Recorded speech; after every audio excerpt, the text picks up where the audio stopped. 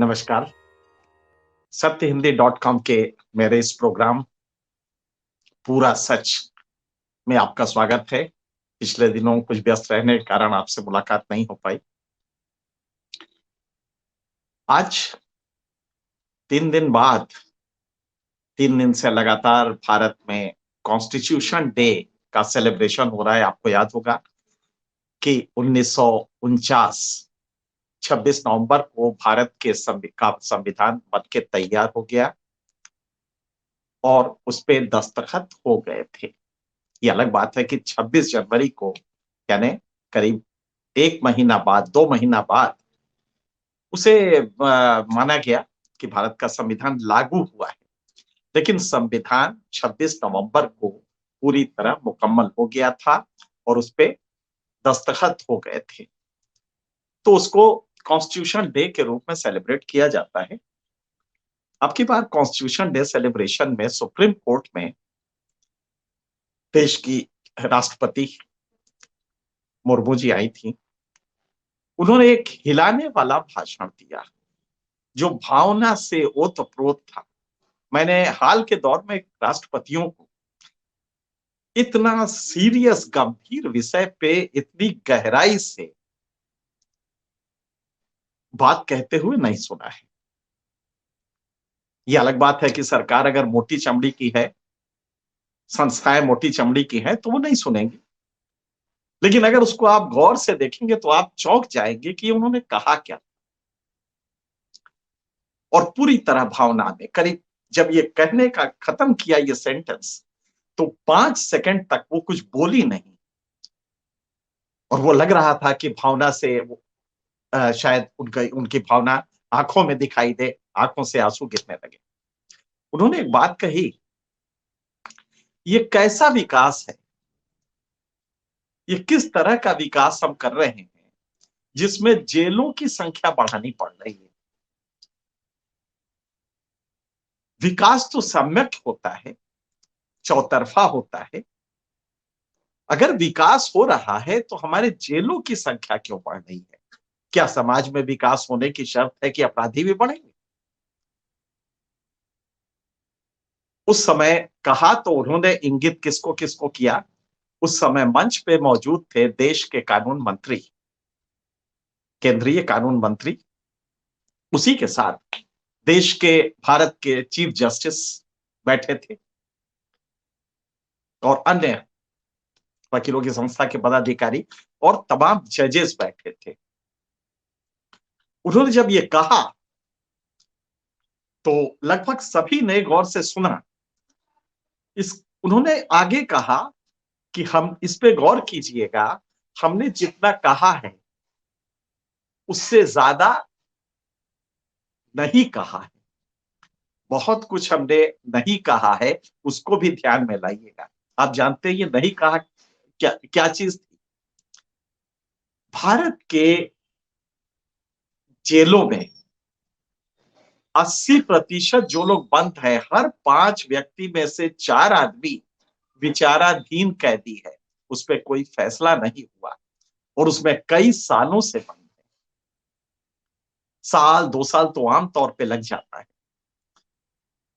आप ताज्जुब करेंगे कि पिछले 5 वर्षों में 2016 से 2021 तक गृह मंत्रालय की ताजा रिपोर्ट में कहा गया है कि रेट ऑफ कन्विक्शन, सजा की दर 9.5% कम हुई है।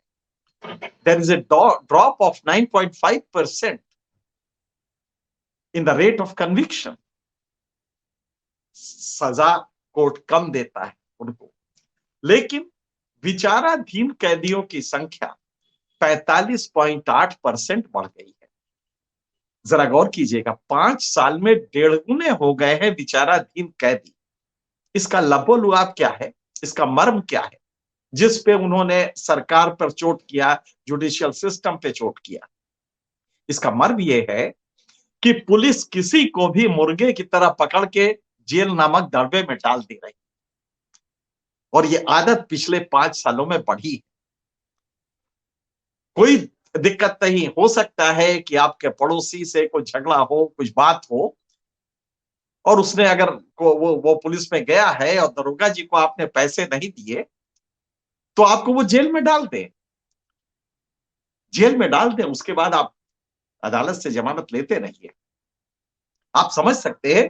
तो प्रेसिडेंट ने, मुर्मू जी ने कहा कि हम बड़े छोटे गांव से आते हैं और हमें तकलीफ थी जब हमने जेल स्टैंडिंग कमेटी जो थी उड़ीसा के सरकार की, तब हम एमएलए के रूप में हमने उनकी हालत देखी। लोगों को जेल में बंद कर दिया जाता था, कोई केस फाइनल नहीं, जजमेंट नहीं होता था, कोई केस नहीं होता था, उसमें इनिशिएट नहीं होता था, प्रोसिक्यूशन शुरू नहीं होता था, लेकिन वो जेल में बंद होते थे। उनके घर वाले छुड़ाने नहीं जाते थे इस डर से कि अगर छुड़ाने गए तो वकीलों के में और कोर्ट के चक्कर लगाते लगाते जो बर्तन बचे हुए हैं जिसमें खाना पकता है, वो बर्तन भी बिक जाएगा, घर द्वार तो बिक ही जाएगा।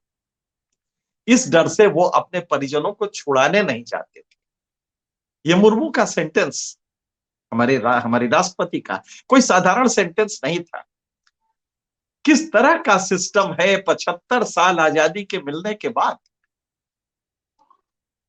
कि हमारा दरोगा एक कांस्टेबल एक पकड़ के किसी को जेल में बंद कर देगा और उसके बाद वो जेल में सड़ता रहेगा। अगर वो गरीब है तो घर वाले छुड़ाने नहीं जाएंगे, क्योंकि वकील और सब फीस जो है जुडिशियल सिस्टम की, वो जो बाकी बच्चे हैं उनको यतीम कर देगी, बाकी मोहताज हो जाएंगे खाना से, इसलिए वो छुड़ाते नहीं है। और जरा आप सोचिए, 1 साल 2 साल वो जेल में रहेगा और अकेला अर्निंग मेंबर है, तो उस परिवार की क्या हालत होगी? उस परिवार को कौन देखभाल करेगा? सरकार क्या आंधी है, ये समझ में नहीं आ रहा है कि आपके यहां रेट ऑफ कन्विक्शन गिर रहा है और किसी को जेल में ठूसने की आदत आपकी बढ़ती जा रही है, और इसको आप कहते हैं गुड गवर्नेंस है।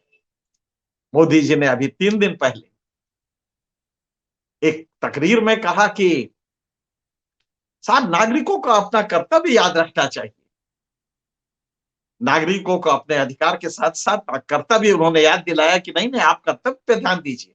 कॉन्स्टिट्यूशन डे पे बोलते हुए नागरिकों का कर्तव्य उनको दिलाना याद रहा, लेकिन स्टेट का क्या कर्तव्य है?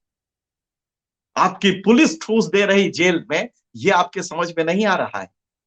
कॉन्स्टिट्यूशन डे क्या सिर्फ उन्हीं के लिए है? वो जो गरीब हैं उनको अपनी ड्यूटी याद रखनी चाहिए, दरोगा जी को ड्यूटी याद रखनी नहीं रखनी चाहिए, कप्तान साहब को नहीं रखना चाहिए, डीजीपी को नहीं रखना चाहिए, चीफ मिनिस्टर और प्रधानमंत्री को नहीं रखना चाहिए। ये जिम्मेदारी प्रधानमंत्री ने आप पे डाल दी है, आप अपनी ड्यूटी का ध्यान रखिए। कम से कम राष्ट्रपति के भाषण को सुन लो, उससे समझ में आ जाएगा कि कैसे विचाराधीन कैदी जमानत उसके घर वाले नहीं कराते हैं, कि जमानत कराएंगे तो ये जो घर में रोटी बची हुई है ये भी चली जाएगी वकील की फीस में और कोर्ट के फीस में। किस तरह का सिस्टम है? प्रधानमंत्री ने एक और बात कही, पूरी दुनिया भारत की तरफ देख रही है, आशा से देख रही है। किस बात की आशा है प्रधानमंत्री जी? आपके यहां चाइल्ड वेस्टिंग, कुपोषण के कारण चाइल्ड वेस्टिंग, चाइल्ड स्टंटिंग और चाइल्ड वेट एट बर्थ, इन तीनों पैरामीटर पे आप सोमालिया जैसे देशों के बाद बराबर है। इस बात के लिए भारत की इज्जत होनी चाहिए और पूरी दुनिया को देखना चाहिए कि हम भी ऐसे ही बन जाए, हमारे भी बच्चे ठूठ कराते हुए दुबले पतले हों। आप मजाक करते हैं अपनी भाषणों में, जनता के बुद्धि को इतना कमजोर समझते हैं कि पूरी दुनिया देख रही है आपकी ओर, आशा से देख रही है। अरे आप कुपोषण के शिकार हैं, आपके शासन में 8 साल 9 साल होने जा रहे हैं, कुपोषण है बच्चों का और वो बढ़ता जा रहा है, वेस्टिंग बढ़ती गई है। आज दुनिया में हम सोमालिया से भी नीचे हैं वेस्टिंग में, ह्यूमन डेवलपमेंट पे हम 2 खाने नीचे हैं। कैसा ये भारत दे रहे हैं आप? और इसके बाद भी कह रहे हैं कि साहब भाषा से देख रही है पूरी दुनिया और नागरिकों का कर्तव्य बता रहे हैं। एक कर्तव्य राष्ट्रपति मुर्मू ने बताया है आपको, कभी संज्ञान लिया उसका? आपका दरोगा किसी को भी जेल में ठूस दे रहा है, विचाराधीन कैदी बन के वो खड़ा है, उसके सारे नागरिक अधिकार, fundamental rights, rights to equality, right to survival, livelihood, सब आप छीन ले रहे हैं उसको जेल में डाल के। और रेट ऑफ कन्विक्शन 9% गिर गया है। आप जानते हैं बिहार में रेट ऑफ कन्विक्शन कितना है? कुल रेट ऑफ कन्विक्शन 9% है। केरल में 91% है। ये उत्तर भारत में आपका शासन है, जहां जहां आप शासन में हैं, जहां आप शासन में थे और रहे हैं वर्षों। बिहार का रेट ऑफ कन्विक्शन देख लीजिए, वही केरल का देख लीजिए, जहां आज तक आप शासन में नहीं है। कौन अच्छी शासन दे रहा है? दुनिया को किसके प्रति आशान्वित होना चाहिए, आशा की नजरों से देखना चाहिए?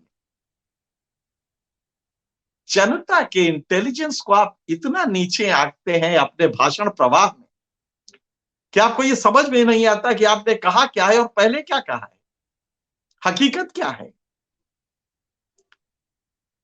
सुप्रीम कोर्ट के चीफ जस्टिस ने इन्हीं दिनों, आजकल आप जानते हैं काफी तनाव चल रहा है एग्जीक्यूटिव और जुडिशियरी में, खास करके कॉलेजियम को लेके व्यंग हो रहे हैं, छीटाकशी हो रही है, और किसी तरह सरकार चाहती है कि जजेस की नियुक्ति हमारे हाथ में आ जाए और फिर हम अपने हिसाब से जजेस लाएं जो उनके अपने विचार वाले हों।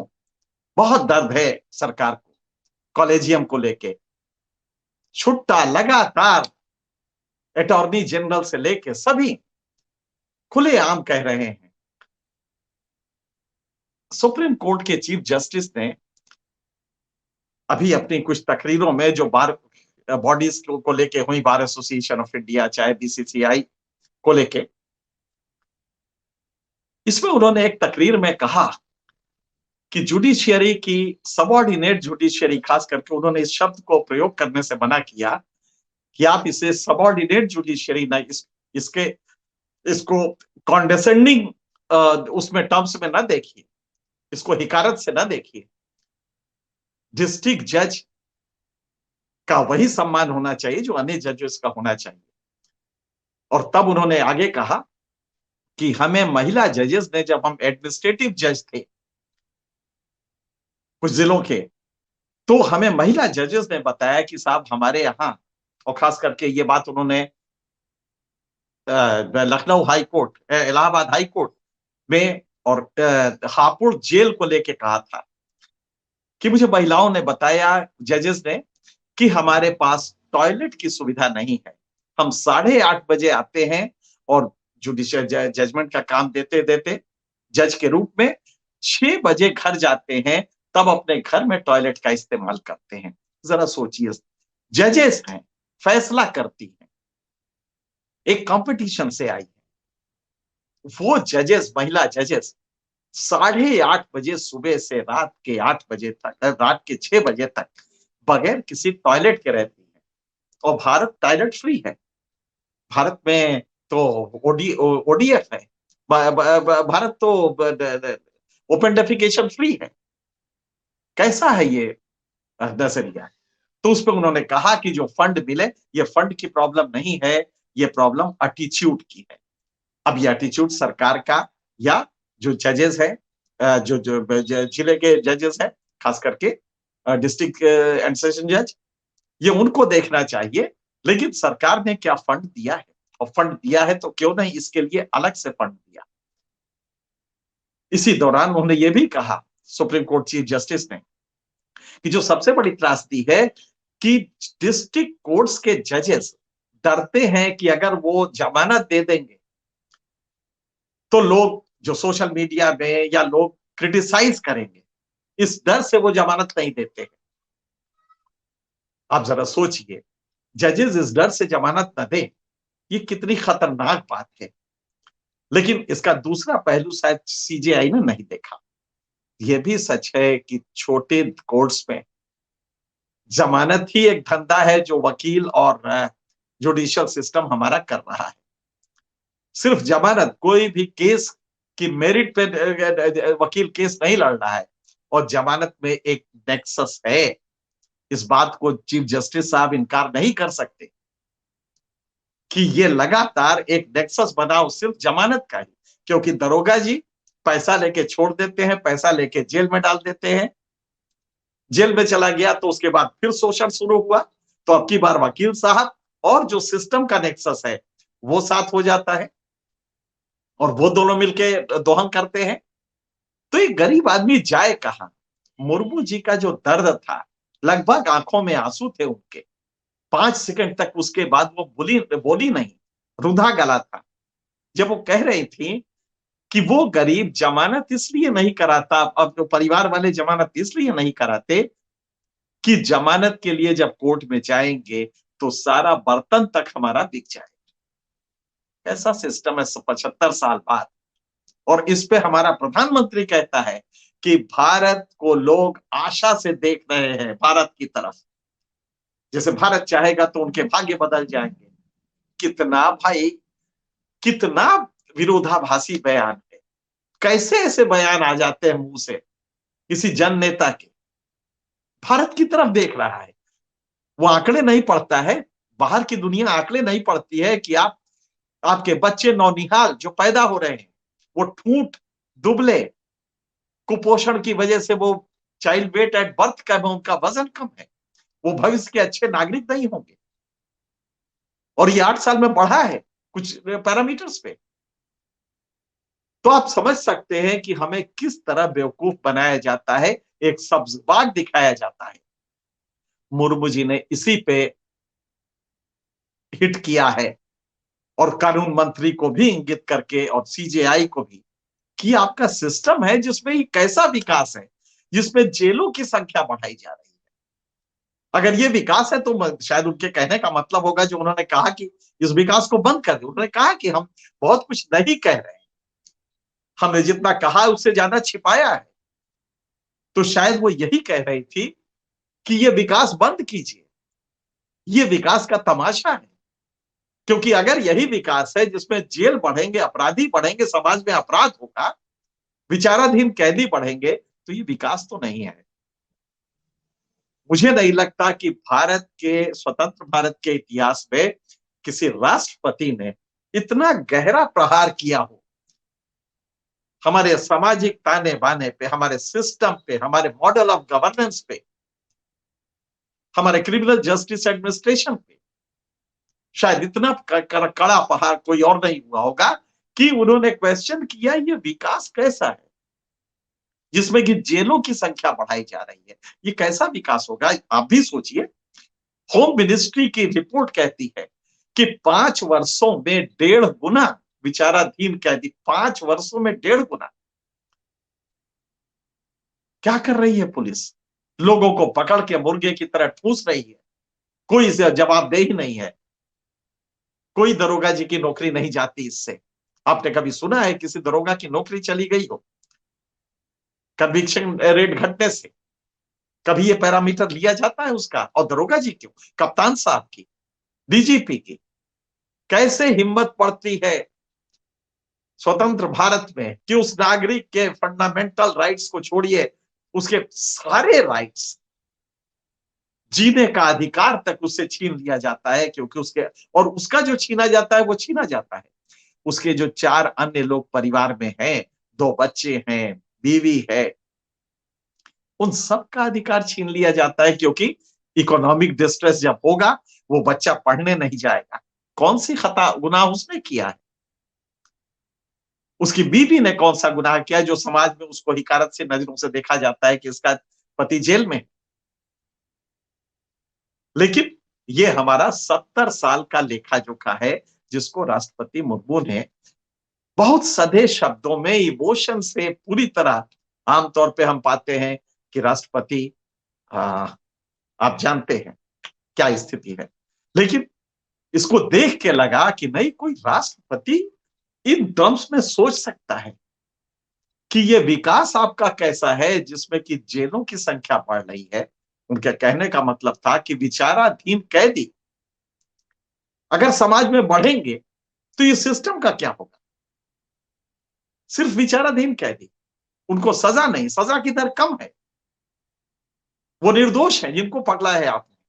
तो मेरे ख्याल से सिस्टम पे इससे बड़ा प्रहार कोई नहीं होगा और हम सबको इसके लिए खड़े होना पड़ेगा कि प्रधानमंत्री जी गुमराह न कीजिए।